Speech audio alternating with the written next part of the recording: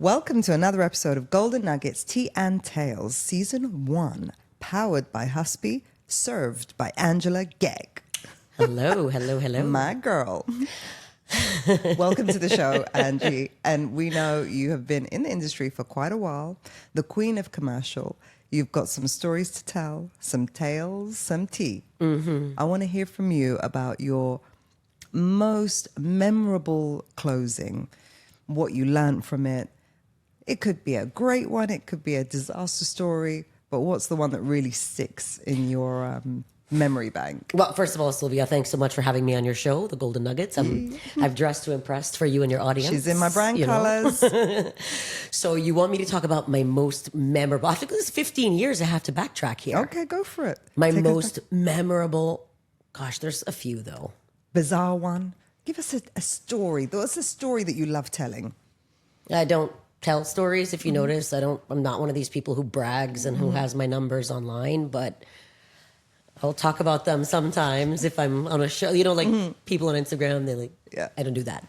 So, but okay. So probably when I sold my first building, back in 2016, it was a G+6. It was 127 million. I represented both sides. And it was on Musataha. I'm not sure if you're familiar with the term. Yes. It's a land lease, but we sold the building on the land plus, anything above 25, right? So just explain. So that this is edutaining. What is Musataha? Musataha is just like a long-term lease. Like anything above 25 years, you can register it. And this one was a 99-year lease. So it was in TCOM. And the building itself was owned by the first party. But because it's on a Musataha, it wasn't a straight like a title transaction where you're going and you're buying a freehold property. We were trading the building plus the Musataha. So we were buying both the lease from the government as well as the building, which is owned.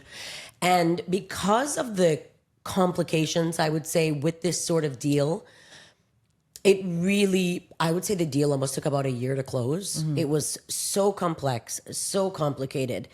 And it was blood, sweat, and tears. But most challenging, would you say? Absolutely. Challenging. A lot of commercial deals are challenging because commercial is a completely different ballgame. But this was big money, big building, my stakes. biggest sale. So I had more to lose here if it didn't work. In commercial, of course, I've lost big ticket deals, but this was a big boy, you know. Yeah. I mean, I think this was my first million dirham commission plus. So when you have these sort of like 7 figures on the line for your pocket, it's a big deal. Yeah. And it's very stressful. And it was 2016. It's 9 years ago. I was maybe a baby in the game at the time. I was only a few years in. And I had to do everything by myself, right, which was very challenging. At the time, my mentor wasn't around. I had no mentor. It was just me. So it was very challenging. I was just like having flashbacks. I can see is it PTSD? Yeah. Okay. And on the day of transfer, it was the most, it was the best feeling ever.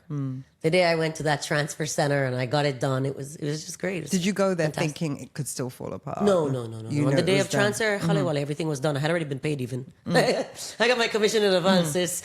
And the thing is, anyone in residential thinking about waiting a year to close a deal. Yeah, in commercial, I've waited longer, actually. A couple of my restaurants that I brokered, some F&B. I'm sure you know West Lodge, Cartagena at the Marriott. I was the broker for those venues. Lucky Voice was mine.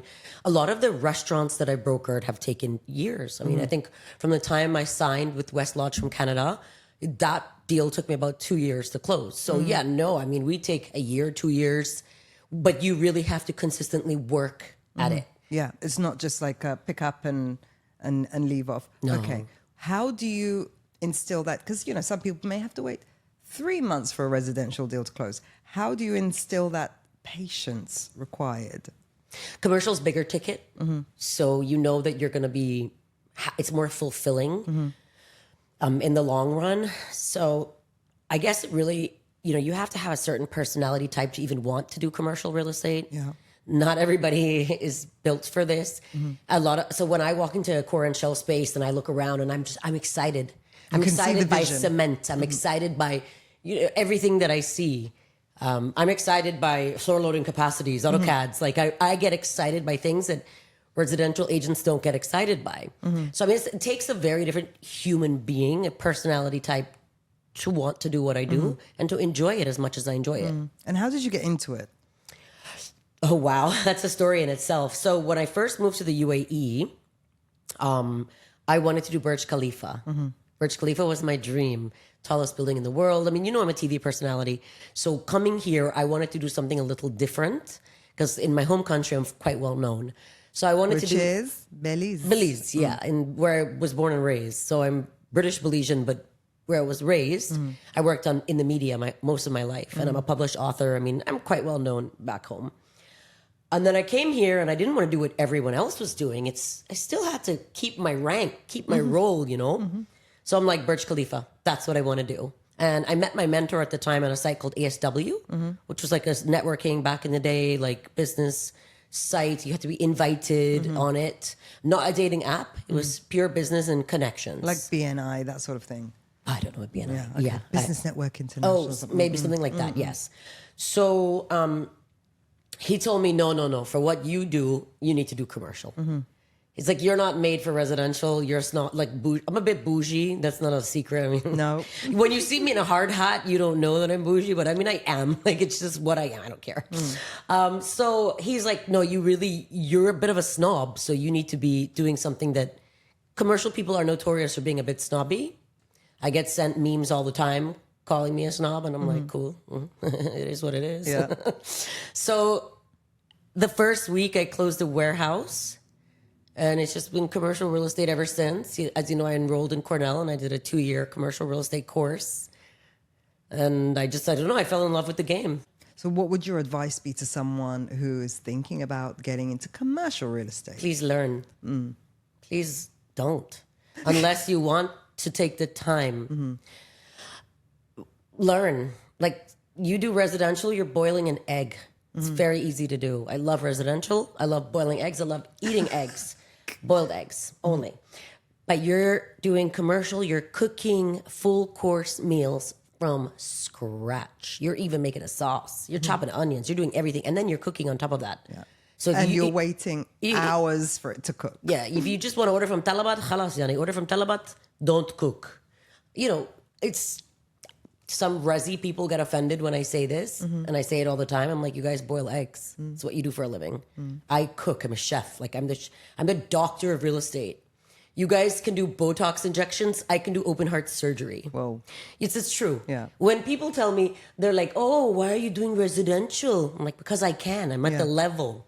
Like it starts off plan, secondary, and then they're different levels. If you can master commercial, you could do all of them without even but not the opposite. Yeah. I'll have, for example, someone call me and say, oh, I need a full floor. And I'm like, well, what's the trade license for lease? You know, what's the trade license? Why does it matter?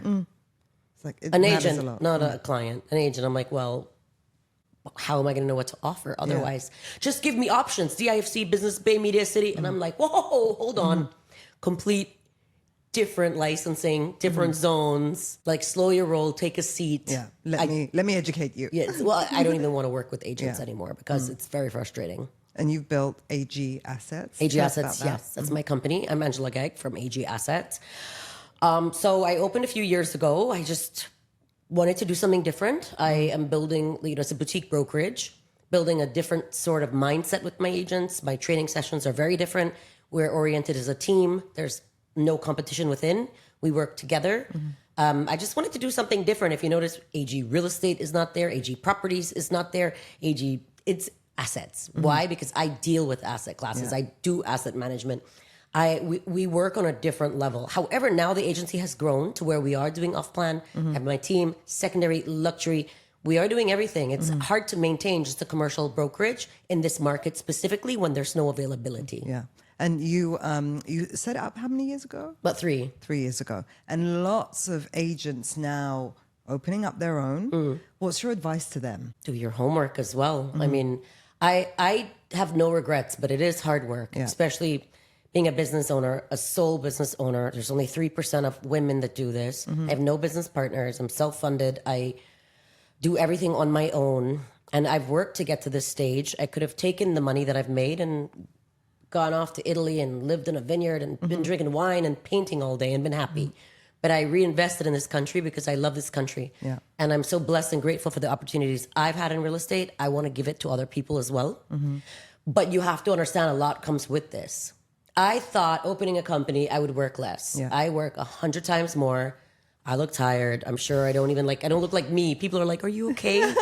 I'm like, I'm at the office till like 11. Yeah. And I'll come out of like an 8-hour stretch. She was like, you look tired. I'm like, I should not look tired. So when I was an agent, it's just, you have it all. You get your commission to your pocket. You're not worried about the VAT, the compliance. You're not worried about KYCs, AML. Now we have corporate tax to top it all off. Yeah. You're not worried about paying all the visas, paying the costs, paying the rent, paying the property finder, like the marketing. I also do Google ads, I have a full-time content creator that works with us, like the salaries, admin, account, like there is a lot that you don't think about. And I never had a business plan. I think because I did commercial for so long, I just understood what's involved. Yeah. But to anyone who wants to do it and who wants to grow and succeed, put yourself together a little something, something. And call Angela. I'll charge them for that's under my corporate services. Because I have two companies. I do corporate services and media, and then I do my real estate brokerage. Tell us about your show. Which one? Both of them. The Girl Boss podcast? Well, I need to get you on there. Okay. Yes. It's not a show to feature girl bosses. It's just because I'm a girl, I'm a boss. And it's your podcast. Easy breezy. Why not? Okay. Actually, since I had Influential Dubai, which was my TV show, it's really a struggle for me to leave my agency. Yeah. To go do that program, to sit in a studio in Al Quoz, to film in my studio. And I stopped doing it for about, I think, a year. And I really kind of miss the interaction. I'm a people person. Aside from real estate, I just love, as I'm a content creator as well. I was going to say, like, you are one of the top content creators in the real estate space. So I'm sure a lot of people are looking up to you. And sorry, continue. No, please don't give it. Podcast. You've got 2 shows now. So is that kind of like, did you move away from creating reels or little stories to, okay, No, we I need more definitely content. do reels, but I do it under AG Media, which is my other company. Okay. So those are paid. Like if you want me to feature anything, you have to pay us. And I'm still doing the reels and posting them and doing, what have you. I don't understand agents that do stuff for free. Like if you there are people who are like popular that do things for free. Like they're at a hotel, they're like, oh, look me, I'm here. And I'm like, why are you posting that?